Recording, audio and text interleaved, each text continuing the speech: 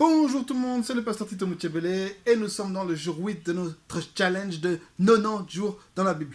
Tout d'abord, je tiens à m'excuser pour le bruit. Les gens sont en train de jouer à Uno à côté, alors on va essayer de rester focalisé. Alright, aujourd'hui on lit Genèse chapitre 32. On a fait un saut de 20 chapitres en avant dans la Genèse. Qu'est-ce qui s'est passé entre temps? On continue notre histoire de la lignée. Abraham, le père de la foi, a eu un enfant, Isaac, et Isaac a eu deux enfants, des jumeaux, Ésaü et Jacob. Ésaü l'aîné, Jacob qui est sorti en deuxième.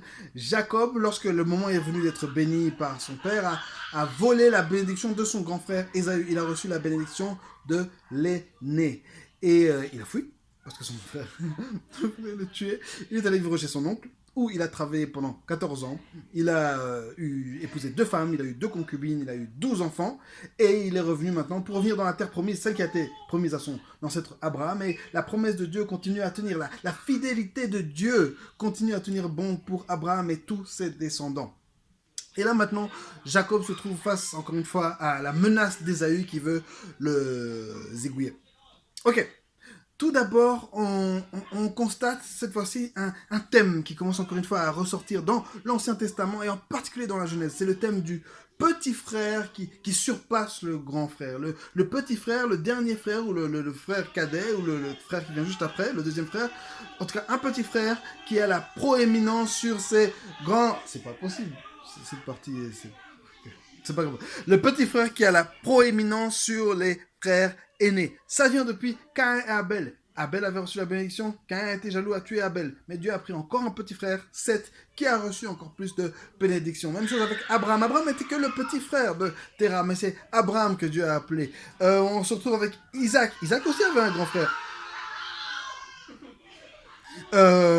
Ismaël qui était le demi-frère de Isaac, que Abraham avait eu avec une esclave. Et pourtant, c'est Isaac qui a reçu la bénédiction. Même chose avec Ésaü et Jacob. Ésaü est sorti en premier, mais Jacob reçoit la bénédiction. Et on peut continuer comme ça, on peut aller jusqu'à... On peut parler de Saül et David, on peut parler de Salomon par rapport à ses grands frères, etc., etc., etc. Que signifie ce thème? Premièrement, ça signifie que Adam, le fils aîné, a perdu la bénédiction. Mais le fils que Dieu aura, qui va naître après, Jésus, va avoir cette bénédiction. Deuxièmement, ça signifie aussi que le peuple d'Israël, que Dieu appelle son fils aîné, va perdre la prominence par rapport à son deuxième fils, qui est nous, les chrétiens, qui vont recevoir une bénédiction encore plus grande que celle d'Israël. C'est absolument fantastique. Merci Seigneur. Gloire à Dieu. Aussi, qu'est-ce qu'on voit dans ce texte? Jacob met en place un plan pour être délivré de son frère. Mais en plus de ça, qu'est-ce que Jacob fait? Il intercède. Ok. Comprenez quelque chose par rapport à Jacob et par rapport à ce qui est en train de se passer précisément dans ce texte. C'est qu'on voit un exemple parfait d'intercession, mais mêlé à de la réflexion et à de l'action. Souvent, nous les chrétiens, on veut seulement prier. Ou bien on va seulement agir par nous-mêmes. Mais là, Jacob fait exactement ce qu'il faut faire. Prier, en même temps, réfléchir à un plan, et ensuite agir. Jacob fait les trois, et on verra dans le chapitre suivant comment il sera sauvé. Intercession, réflexion, action. Réfléchissez bien à ça. Ensuite, Jacob se retrouve seul. Qu'est-ce qui se passe? Un homme vient se battre avec lui pendant toute la nuit.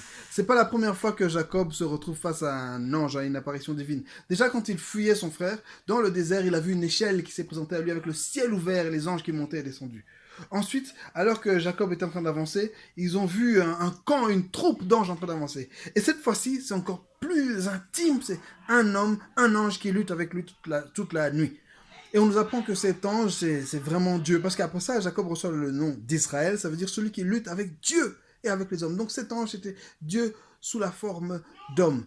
Qu'est-ce que ça nous apprend? Premièrement, ça nous apprend que Dieu, dans l'Ancien Testament, déjà pouvait prendre la forme d'homme. Deuxièmement, ça nous apprend que pour atteindre notre bénédiction, parfois il faut lutter avec Dieu. Parfois Dieu va nous présenter des épreuves pour nous rendre encore plus forts et nous devons nous battre pour les atteindre. Parfois, il y a certains versets qui nous semblent compliqués, certaines promesses qui nous semblent compliquées à comprendre et il faut se battre avec la parole de Dieu pour essayer d'y arriver. Et la bénédiction va certainement nous arriver. Alright, alors je vous pose encore 3 questions. Qu'est-ce que ce texte nous apprend sur Dieu? Qu'est-ce que ce texte nous apprend sur nous les hommes? Qu'est-ce que ce texte nous apprend sur moi-même? Alright, excusez-moi 5 secondes. Mais vous faites du bruit, j'essaie de faire une vidéo. Ouais. Ok, bonne journée à tous et que Dieu vous bénisse.